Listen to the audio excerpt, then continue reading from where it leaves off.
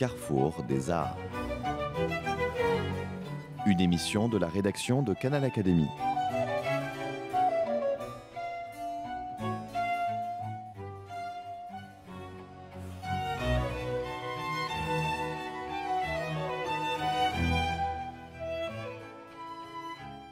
François-Bernard Mache, bonjour. Bonjour. Merci d'être avec nous sur Canal Académie.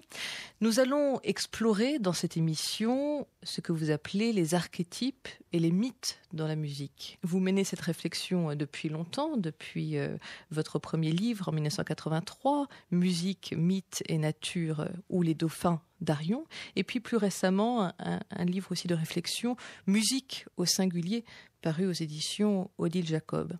Alors j'ai trouvé une phrase qui résume à peu près votre pensée. Le substrat mythique est à la source des plus grands pouvoirs de la musique, même s'il s'accomplit souvent à travers des imaginations individuelles ou collectives qui prétendent s'en libérer. C'est une phrase qui résume un peu le paradoxe. En effet, oui, c'est un des résumés possibles de ces réflexions que je conduis depuis plus de 20 ans. Est-ce que la nature joue une grande part dans ces archétypes ?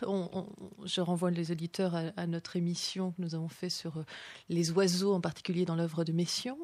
On peut élargir au vent, à la mer, ou à tout élément naturel qui produit du son. Bien entendu, il faut distinguer entre la nature comme ensemble de phénomènes perceptibles et la nature selon son étymologie, c'est-à-dire la puissance vitale, la législation des choses.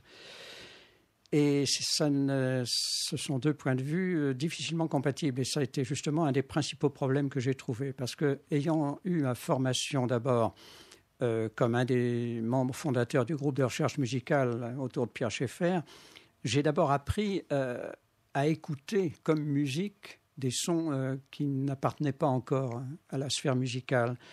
Et cette libération de l'écoute, où Messiaen d'ailleurs m'a encouragé, a entraîné justement une interrogation. Qu'est-ce qui fait qu'on peut écouter un son naturel comme une musique ? Et cela depuis toujours, parce que c'est pas seulement avec des guillemets que les oiseaux sont musiciens. On s'en est aperçu il y a déjà plusieurs milliers d'années.